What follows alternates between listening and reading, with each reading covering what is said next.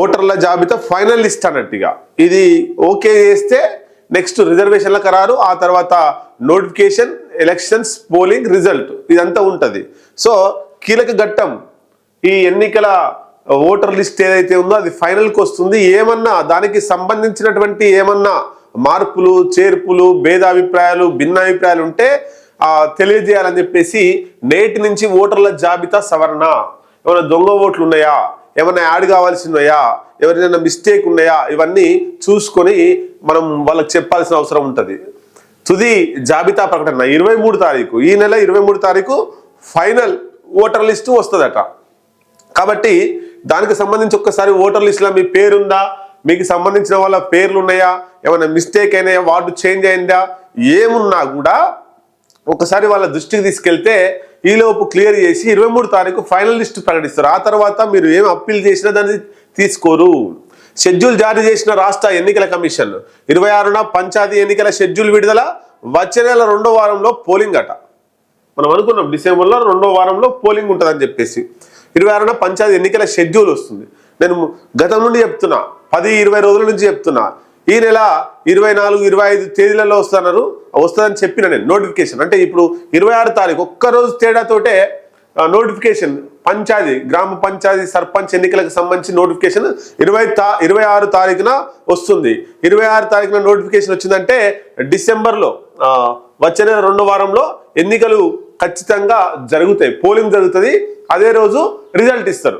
మధ్యాహ్నం 1 గంటల వరకు ఎలక్షన్ జరిగితే ఆ తర్వాత కౌంటింగ్ జరిగి వార్డు మెంబర్లు వాళ్ళ ఎన్నిక, వాళ్ళ కౌంటింగ్, తర్వాత దాంట్లోనే ఉప సర్పంచ్ ఎన్నుకోవడం, దాంట్లో సర్పంచ్ ఎన్నిక కూడా కౌంటింగ్ అవుతుంది. ఒకటే రోజులో అయితే పూర్తి అవుతుంది.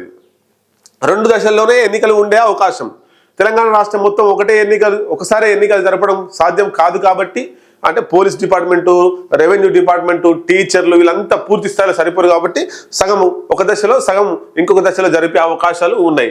ఎన్నికల పరిశీలకులుగా ఐఏఎస్ల నియామకం, నేడు జిల్లా కలెక్టర్లు, పోలీస్ అధికారులతో రాష్ట్ర ఎన్నికల కమిషన్ వీడియో కాన్ఫరెన్స్, మొదటి వారంలో జిల్లా పర్యటనకు సీఎం. అయితే ఇక్కడ మనం గమనించాల్సింది ఏంటంటే తెలంగాణ రాష్ట్రంలో 1 నుండి 9 తారీఖు వరకు ప్రజాపాలన వారోత్సవాలు చేయబోతున్నారు రాష్ట్ర ప్రభుత్వం. మన జూబ్లీహిల్స్లో గెలిచిరు, దాని కొంత ఇంపాక్ట్ అంతా కూడా ఈ స్థానిక సంస్థల ఎన్నికల మీద పడుతుంది అనేటువంటిది మనం ఊహించినాం. దాంట్లో భాగంగానే ఇంకా బలం పెంచుకోవాలి. కాంగ్రెస్ పార్టీ గ్రామాల్లో గడప గడపన పోవాలి. కాంగ్రెస్ పార్టీ చేసినటువంటి సంక్షేమ పథకాలన్నీ కూడా జనాలకి చెప్పాలి. ఇది 1 తారీఖు డిసెంబర్ 1 నుండి 9 వరకు చెప్పిన తర్వాత ఎన్నికల షెడ్యూల్ ఎట్లాగో విడుదలవుతుంది. 26 తారీఖు పోలింగ్కు కొంత ఉపయోగపడుతుంది. ఎన్నికలు కాంగ్రెస్ వైపు ఓటర్లు నిలవడానికి ఉపయోగపడుతుంది కాంగ్రెస్. అయితే దాన్ని కౌంటర్గా బీఆర్ఎస్ పార్టీ 1 నుండి 9 తారీఖు వరకు కాంగ్రెస్ పార్టీ ఫెయిల్యూర్ మీద బీఆర్ఎస్ పార్టీ గడప గడపకు పోతుందని చెప్పి మొన్న ప్రకటించారు. చూద్దాం మరి వీళ్ళు ప్రజల ఓట్లు వీళ్ళు తీసుకుపోవడానికి ప్రయత్నం చేస్తుంటే, వీళ్ళు చేసినటువంటి సంక్షేమ పథకాలు వీళ్ళు చెప్పుకోవడానికి వస్తే, వీళ్ళు చేసినటువంటి ఫెయిల్యూర్స్ ఏవైతే ఉన్నాయో ఆ ఫెయిల్యూర్స్ని చెప్పడానికి బీఆర్ఎస్ బయలుదేరుతుంది. చూద్దాం జూబ్లీహిల్స్ ఎన్నికల్లో కాంగ్రెస్ పార్టీ ఎట్లయితే కాంగ్రెస్ పార్టీని జనాలు, ఓటర్సు ఆదరించిర్రో, మరి స్థానిక సంస్థల ఎన్నికల్లో ఎవరిని ఆదరించబోతున్నారు అనేటువంటిది కూడా చూద్దాం. కాబట్టి సర్పంచ్ అభ్యర్థులారా 26న నోటిఫికేషన్ వస్తుంది. కాబట్టి మీకు సంబంధించినటువంటి అన్ని కూడా అంటే రిజర్వేషన్లు మనకి 1-2 డేస్లో రిజర్వేషన్లు కూడా క్లారిటీ వస్తాయి. ఇది అయిపోయిన తర్వాత ఎంపీటీసీ ఎన్నికలు వస్తాయి. డబల్ ధమాకా, సర్పంచ్ ఓడిపోతే ఎంపీటీసీ పక్కా సేమ్ రిజర్వేషన్ ఉంటాయి.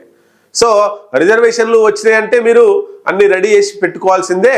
ఇక మీరు యుద్ధ రంగంలో, కథన రంగంలో ముందుకు పోవాల్సిందే.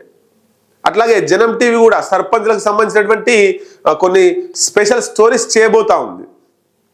ఏ ఊర్లో ఎవరు నిలబడుతున్నారు, ఏ వ్యక్తి బలాలేంటి, బలహీనలేంటి, కొన్ని మనం చూజ్ చేసుకున్నాం. ఆ చూజ్ చేసుకున్నటువంటి సర్పంచ్ సంబంధించినటువంటి జనం టీవీ ఆ ఊరికి వెళ్తుంది. ఎవరైతే ఇంట్రెస్ట్ ఉన్నారో, సర్పంచ్ అభ్యర్థులు ఎవరైతే ఇంట్రెస్ట్ ఉన్నారో ఆ ఊరికి సంబంధించిన వాళ్ళు, ఏ పార్టీ అయినా, ఎంతమంది అయినా మీ అభిప్రాయాన్ని జనం టీవీ మీ ఊరిలోకి వచ్చినప్పుడు చెప్పాల్సిన అవసరం ఉంటుంది.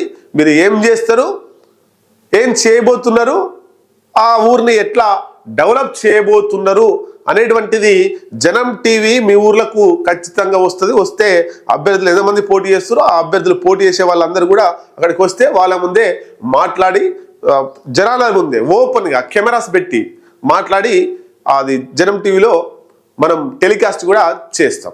రైట్.